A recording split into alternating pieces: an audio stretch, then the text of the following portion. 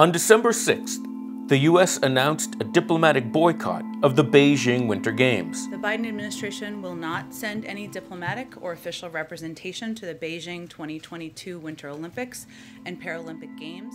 The decision allows U.S. athletes to participate in the Games, but is a significant political snub and reflects the administration's displeasure over China's human rights abuses. Earlier, China had said that there would be countermeasures if a diplomatic boycott was implemented, and added, "No one cares whether they come or not. It has no influence on Beijing's success in hosting the Winter Olympics." It's certainly symbolic. It's not the same as an all-out boycott like the U.S. had and several of the Western countries had in 1980. I don't see that happening again.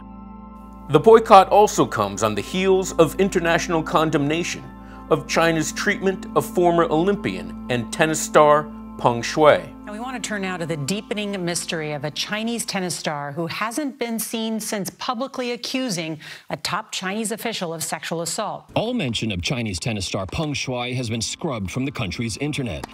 Since the allegations and her public absence, Peng resurfaced at what appeared to be carefully orchestrated events, along with video calls with the president of the International Olympic Committee, Thomas Bach, although Bach did not determine whether she was able to speak or travel without government interference or intimidation.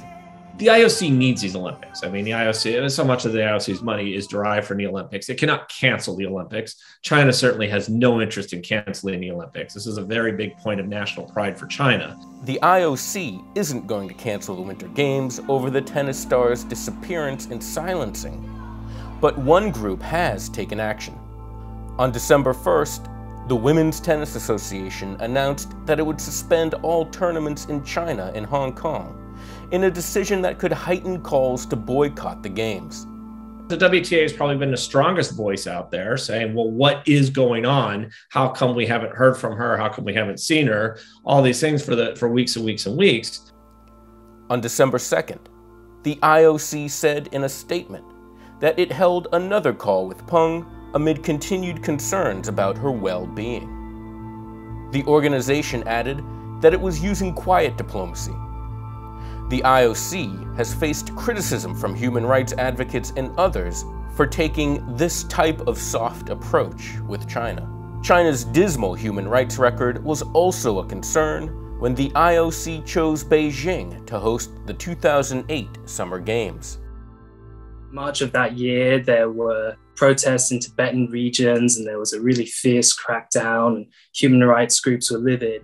But there was a sense of optimism at that time under President Hu Jintao that a new China was emerging. People were sort of looking to some of the changes happening within China and thinking, okay, yeah, there are still problems, but seems like there's some progress going on here. At the time, there was a big feeling that maybe China is loosening up a little bit. Now, really everything is going the other direction.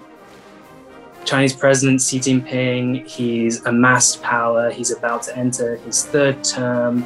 China is picking fights left, right, and center with various, Western powers. Scrutiny has already been mounting over the crackdown in Xinjiang, where over 1 million Uyghurs and other Muslim people have been interned in re-education camps. It was building over Hong Kong, where the national security law essentially outlawed pro-democratic politicians.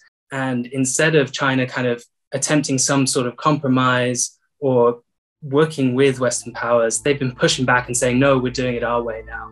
More likely is that Beijing will continue to deflect and ignore questions on its human rights record. This isn't just affecting, these particular issues. It's really all over the board. I mean, who expected a tennis star to disappear? But frankly, Beijing doesn't seem to be backing down.